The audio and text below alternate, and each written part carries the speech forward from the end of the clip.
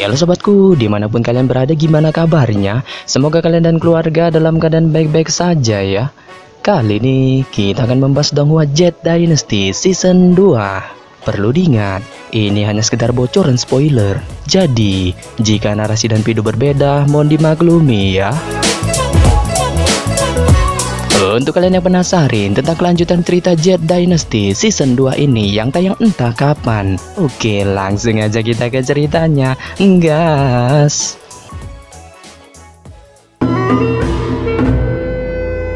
Melanjutkan cerita sebelumnya. Setelah Xiaohui mengeluarkan aura mengerikan di tubuhnya serta bertindak lebih agresif, Diego yang melihatnya pun tampak sedikit terkena mental dengan segera menurunkan senjata magisnya. Saat dia kemudian berbalik dengan raut wajah marah dan berjalan pergi, sembari mengatakan dengan suara kasar kepada Xiaohui bahwa dirinya menang kali ini.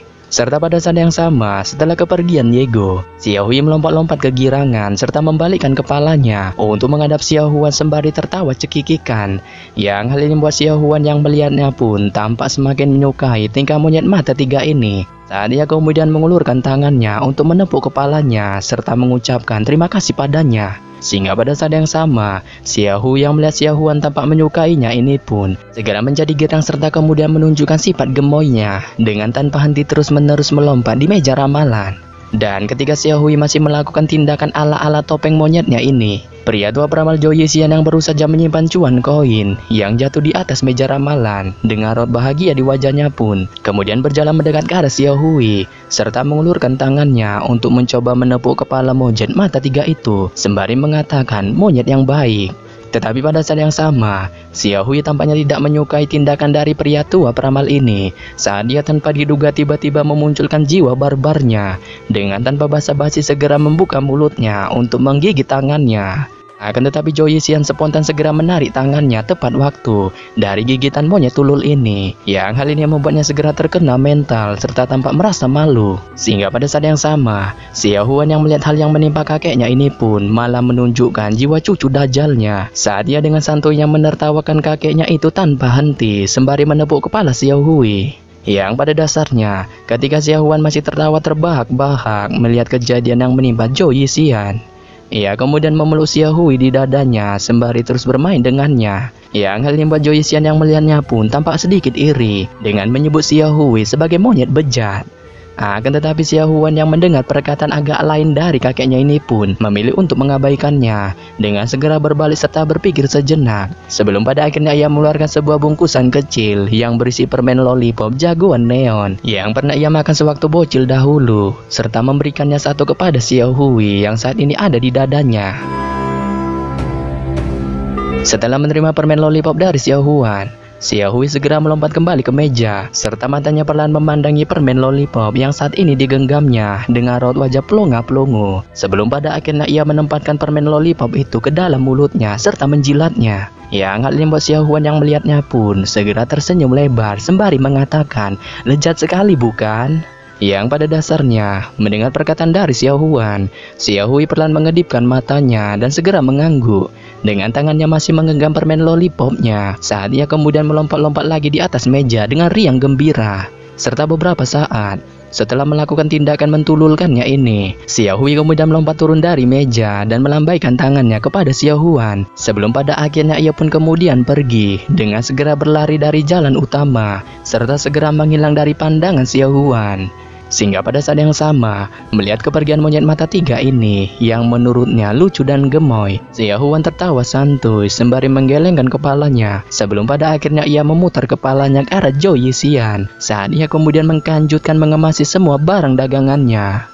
Akan tetapi, ketika Xiaohuan masih mengemasi barang dagangannya serta membungkus permen lollipop yang diberikannya kepada Xiaohui sebelumnya, tiba-tiba suara tawa yang sangat jelas terdengar di sampingnya, diikuti dengan suara seseorang yang mengatakan kepadanya tentang dirinya yang masih suka memakan permen lollipop setelah 3 tahun tidak terlihat. Sontak Xiaohuan yang mendengar suara ini pun spontan langsung terpana dengan segera membalikkan kepalanya untuk melihat ke arah samping hanya untuk menemukan seorang wanita muda yang mengenakan pakaian berwarna kuning muda dengan wajah yang tampak sangat glowing berdiri di sana, yang ternyata Wanita muda itu adalah satu gongji terakhir di paksi aliran iblis, selain Ghostly serta Qin Wuyan yang Mimin sebutkan di episode sebelumnya, yang bernama Jin Ping-er dari sekte Hehuan. Sehingga pada saat yang sama, Xia Huan yang melihat Jin Ping-er yang berdiri di sampingnya ini pun segera menunjukkan kegirangan di wajahnya dengan segera meletakkan semua barang dagangannya yang ada di tangannya. Saat ia kemudian menarik tangan wanita muda berpangkat dari paksi aliran iblis itu, serta menyebutnya dengan sebutan kakak, sembari menanyakan kepadanya tentang dirinya yang tiba-tiba nyelonong ke sini.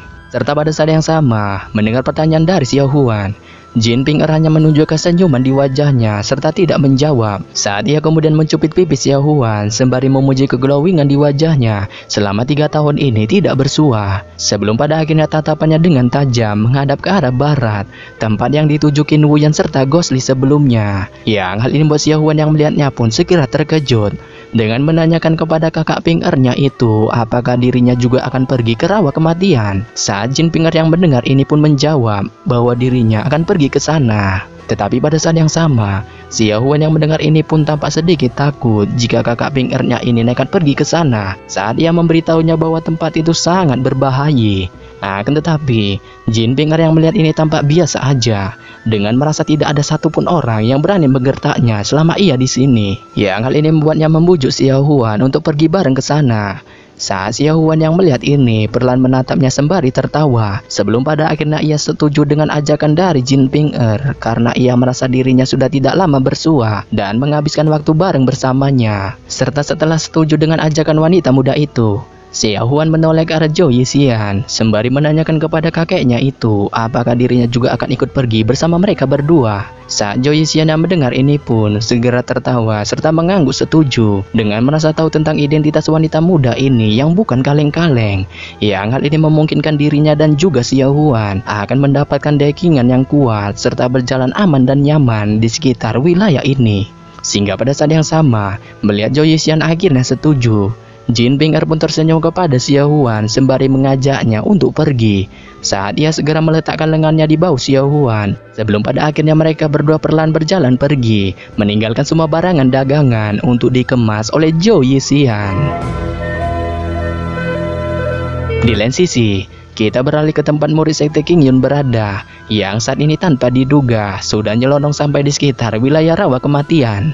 Yang mana pada saat ini, di dalam hamparan rumput yang tumbuh tinggi di sekitar rawa-rawa, Jing Yu dan murid-murid sekte King Yun lainnya berdiri di pintu masuk rawa kematian serta mengintip ke dalam, hanya untuk melihat serta menemukan hamparan tanah yang luas, serta banyaknya tanaman rumput yang tumbuh subur. Akan tetapi ketika mereka masih mengamati keindahan tanaman rumput yang tumbuh subur dari luar pintu masuk rawa kematian, mereka tiba-tiba mencium bau busuk yang sangat menyengat di sekitar wilayah ini, menyebabkan tempat ini memberi kesan yang semakin misterius. Yang hal ini juga dirasakan Susu dan yang lainnya saat mereka segera berbalik dengan raut wajah panik mereka ke arah Yi Chai, yang saat ini menjadi leader bagi 13 murid generasi muda sekte King Yun yang saat ini ditugaskan untuk merebut harta langka di rawa kematian. Sehingga pada saat yang sama, melihat kepanikan di wajah para juniornya, Yi Chai pun memberitahu mereka untuk tidak perlu panik, karena saat ini ia sudah mendapatkan pesan dari senior lembah pensiang yang bernama Li Sun untuk membasmi para iblis bersama. Yang hal ini otomatis membuat mereka memiliki sekutu, yaitu lembah pensiang yang sudah duluan memasuki rawa kematian. Serta pada saat yang sama, Yi Chai juga membangkitkan jiwa-jiwa pantang menyerah semua juniornya untuk tidak kalah saing terhadap lembah pensiang dalam memperebutkan harta langka di rawa kematian ini, walaupun sebenarnya mereka sekutu. Yang hal ini membuatnya memperingatkan lagi para juniornya untuk saling menjaga satu sama lain ketika memasuki rawa kematian, yang kemungkinan saat ini sudah banyak dimasuki oleh paksi aliran iblis. Dan mendengar wejangan dari Yi Chai, semua murid sekte King Yun termasuk Jing Yu segera mengangguk, serta pada saat yang sama melihat para junior yang mengerti dengan arahannya, Yi Chai kemudian memunculkan pedang bintang 7-nya dan menaikinya untuk memimpin memasuki rawa kematian. Serta setelah itu, para murid sekte King Yun yang melihatnya pun juga ikut terbang menggunakan senjata mereka dengan mengikutinya dari belakang. Yang dalam waktu singkat, kelompok elit murid sekte King Yun itu pun pada akhirnya menghilang ke dalam kabut rawa kematian.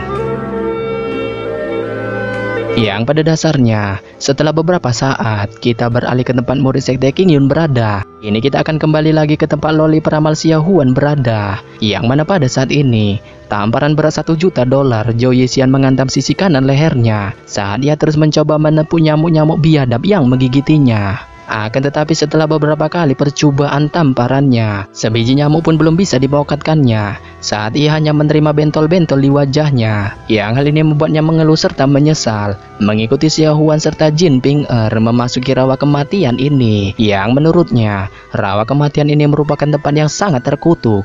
Sehingga pada saat yang sama, setelah membasmi banyaknya nyamuk yang terus hinggap di wajahnya sampai-sampai membuatnya merasa frustrasi, Zhou Yixian tanpa basa-basi segera duduk di sebuah pohon kecil sembari mengatakan bahwa dirinya sangat lelah serta meminta istirahat sebentar kepada Xiao Huan. Yang hal ini membuat Xiao Huan yang melihatnya pun segera memandangi Jin Ping dengan ekspresi meminta maaf di wajahnya. Serta pada saat yang sama, Jin Ping yang melihat ini hanya bisa tertawa dengan menyuruh Xiao Huan untuk woles serta memperbolehkan mereka untuk istirahat sebentar. Tetapi pada saat yang sama, ketika mereka baru saja beristirahat, suara seseorang tiba-tiba memanggil Jin Ping dari dalam kabut yang jauh. Yang hal ini membuat wanita muda berbakat ini segera OTW pergi ke arah suara itu, meninggalkan Xiao Huan serta Zhou Yixian yang saat ini memasang raut wajah pelongo-pelongo ketika melihat kepergiannya. Akan tetapi, setelah beberapa saat kepergian Jin Ping Xiao Huan serta Zhou Yixian tiba-tiba dikejutkan dengan dua sosok manusia dan binatang yang muncul di dalam kabut. Yang ternyata itu adalah Ye Gou dan Xiao Hui.